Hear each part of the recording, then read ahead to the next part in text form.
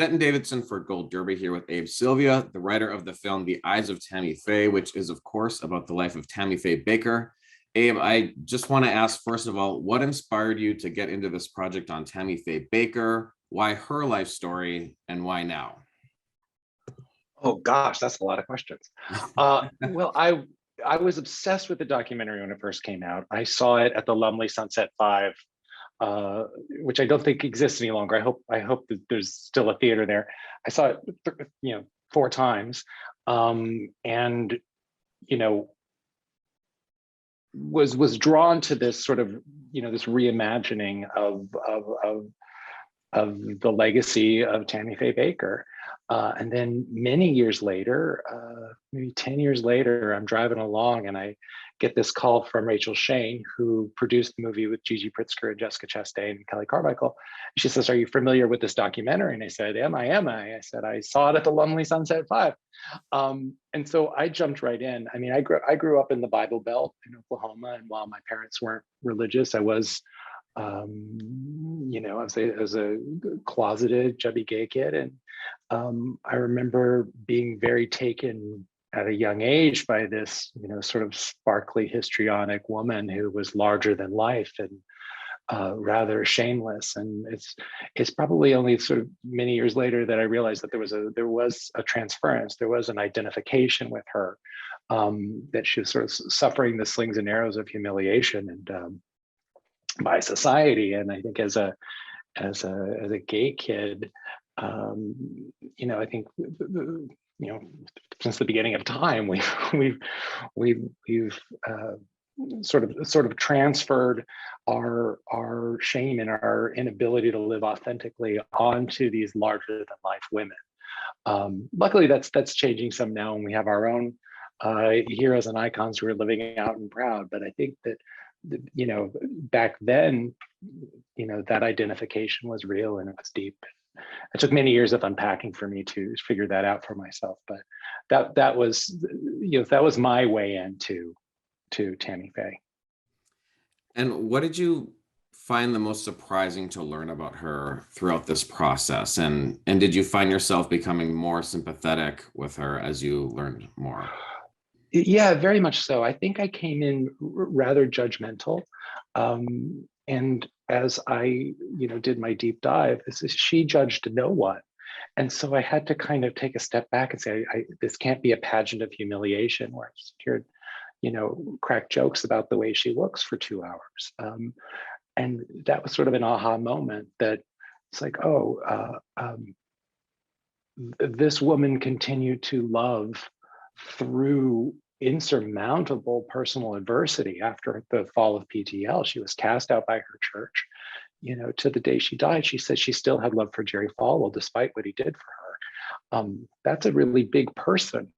And while she was not perfect, and while her husband continues to, her ex-husband continues to peddle COVID theories and end of days survival buckets on his YouTube channel through his ministry, I think she became more herself over time, more authentic, more loving, and sort of doubled down on this idea that I am to love through anything.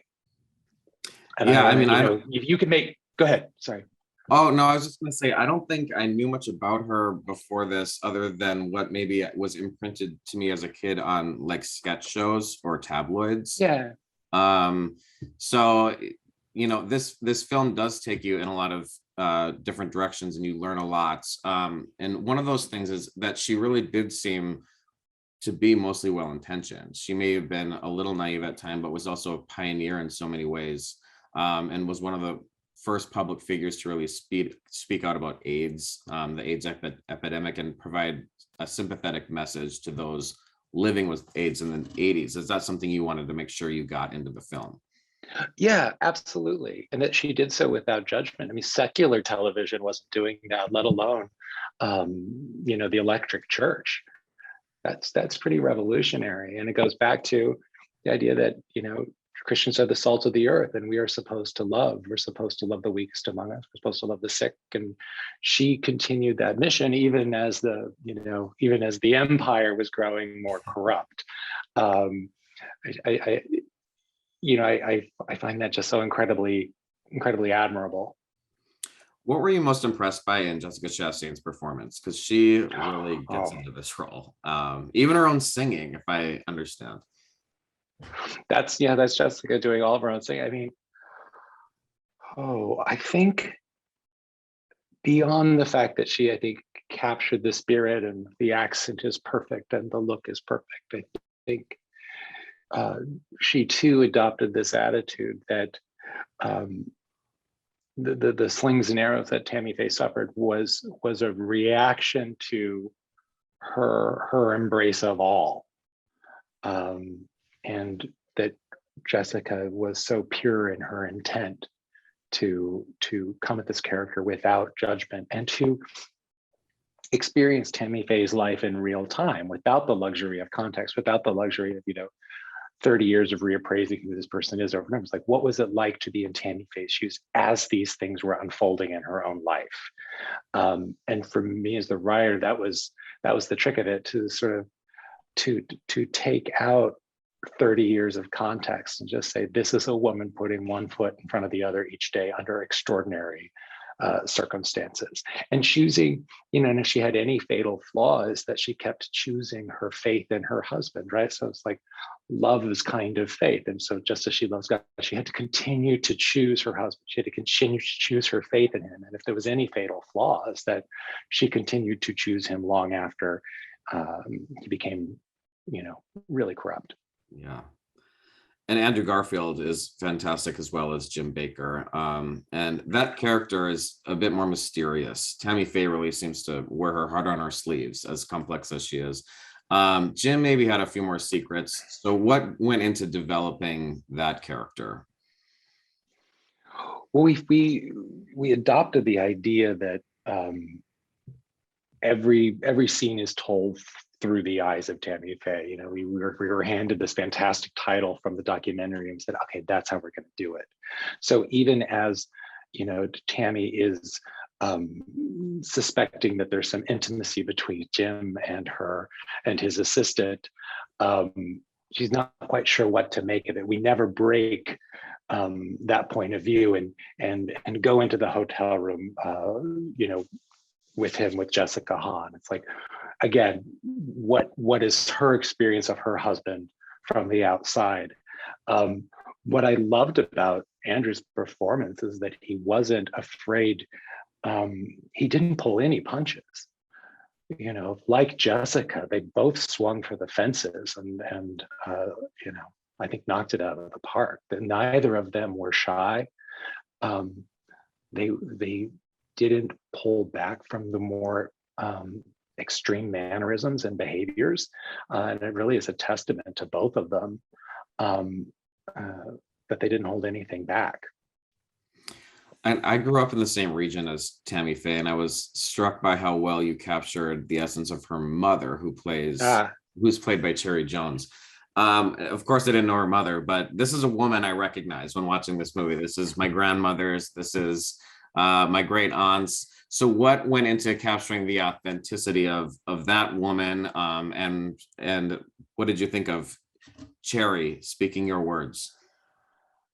Well, that's for me, the second Broadway show I ever saw was The Heiress, which is indelibly etched. That performance is indelibly etched on my heart, as it is for anybody who was lucky enough to see it. And so, my favorite line in the movie is one of Rachel's, which is, you follow blindly and the end all you are is blind. And it wasn't like I wrote it to be a trailer moment, right? Like I don't go into things thinking that, but then when the trailer came out and I heard that line and I heard the greatest voice in American theater, Cherry Jones, speak it, I was kind of a puddle. I think that was something I turned up in my research. I didn't know much about Tammy Faye's mother, but in all of the biographies and in sort of the more critical volume tomes that I read, kind of placing, Jim and Tammy Faye in sort of their rightful place in the evolution of Christianity.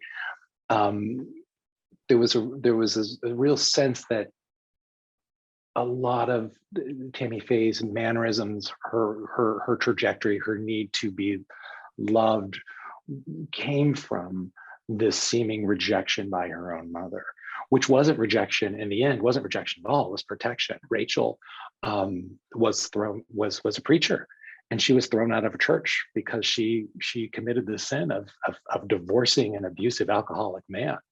And the church was terrible to her. And it wasn't, the only reason they let her to come back to church was because she was the only one in town who could play the piano. But the condition was that she couldn't bring Tammy Faye. And I just thought that was like, that's like so seminal to the birth of who Tammy Faye became. And if we can start from like this somehow this what seems like coldness, which seems like reserve, which seems like disdain, is actually love. She knew what that community was capable of. She knew when a Christian flock turned against you, that it was incredibly painful. So as she's watching her child rise and build a bigger and bigger audience, just narratively, I don't know if the real Rachel felt this way, but for me, I was like, okay, that's what it's got to be. What spurred Tammy on was this inability to feel love from her mother, but it was the love itself that was the warning sign for all that was to happen. And as I was reading the materials, there were just little nuggets, that Rachel moved to PTL, that she took a house there, and she took a job. She liked her little job. She didn't, she wanted to work for her money. And I sort of I was like, God, why did she move in there? It's like, oh, she had to look after her kid, So yes, there's some, obviously a lot of narrative license in that, but I just sort of took those little nuggets of action that I knew were true of Rachel, and I was able to sort of string them together to give the film a consciousness. When you're writing a film that takes place over a series of decades, does that bring on different challenges? Just not just making sure you're true to the times, but whether it's like Tammy's mother's generation when Tammy's a child, or through the decades of Tammy's life, does that change the process for you, or is that not really something to worry about? I mean, I think that's a production design problem, and Laura Fox did a beautiful job, and Mitchell Travers, the costumes are beautiful, and they really tell the story of the evolution. And Linda Dowds and Stephanie did the hair. They were the ones really responsible for authenticating the periods, and I think their work obviously speaks for itself. It's just so beautiful. But that's their gig. I'm just the words. I love the scene of Tammy Faye and Jim arguing in the bedroom, and their marriage is sort of hit the rocks.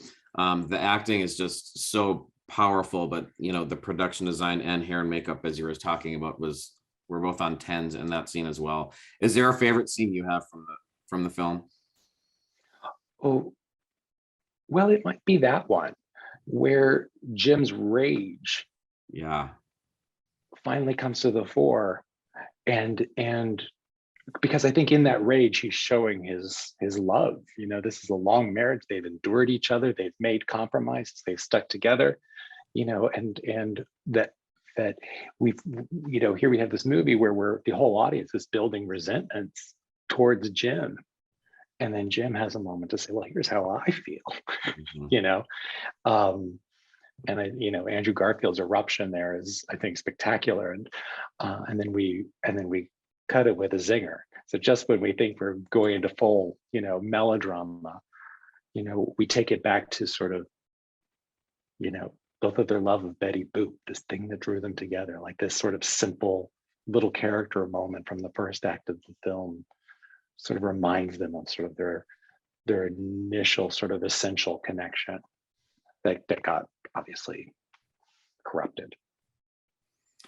The process of writing a script seems so daunting to someone like me, and I'm so impressed by people who continually whether they write novels over and over, or more plays, or more film scripts. It just seems like so much effort and so much detail than to just put it down and then go right into the next one and do it all over again. What is your process generally for writing a script like this, and how long does it take? Well, it's a lot, but because it's historically accurate, and the thing I'm currently working on is the same things based on, famous people. A lot of research goes into it, and you want to read so much that you can start impersonating the people in your room. You want to read and see as much as you can. So I sort of, I started as a performer. I wasn't a very good one, but that is sort of where my beginnings as a writer came from. And so I do play all the parts in my room and talk to myself and kind of go into a bit of a trance and sort of improvise my way through the scenes. It isn't necessarily sort of an intellectual process. I sort of apply, what the themes, I find the connective tissue in the themes sort of after I sort of ring out these people, and then I see, sort of instinctually, oh, here's the pattern. It was there, but if I start with the pattern, the character doesn't come through. So generally, like through that sort of improvisational process for myself, I'm able to, then step back and say, oh, there's the structure. I see it. It's that beat there, that beat there. There's the theme, and then a lot of the rest of it falls away. But I think when you're writing people who were alive, you want to make sure they breathe, and that you're not allowing them to comment on their own lives in real time. And I think that's often a misstep, and it's an easy one to make. I think when you're writing about real people, it's that, like, the person at some point actually knows their place in history, and I think that's an easy out. Yeah. And you mentioned you wanted to be an actor at one point in your life. How did your career take this path? How do you end up working in Hollywood writing scripts? Well, I wasn't really an actor. I was a dancer. I was a Broadway dancer. Okay. And kind of came up through the theater. And when I started working professionally in New York, I realized, oh, what I love is production. What I love is the making of the thing. Because once the shows would open, like, the rehearsal was done, the exploratory process was done, and it was all just about maintaining it. And I wasn't good at that. My brain sort of would start to itch, and I'd fool around on stage, and I'd be very unprofessional. So I, very really organically, I was in Cats, the Broadway musical. And I had, 3 hours a night where I was a cat on Broadway, and then I had the other 21 hours in the day. And I started writing. And every chorus boy has a script. Those are the kind of the most brilliant, erudite, funny people in the world, and I think they can all write.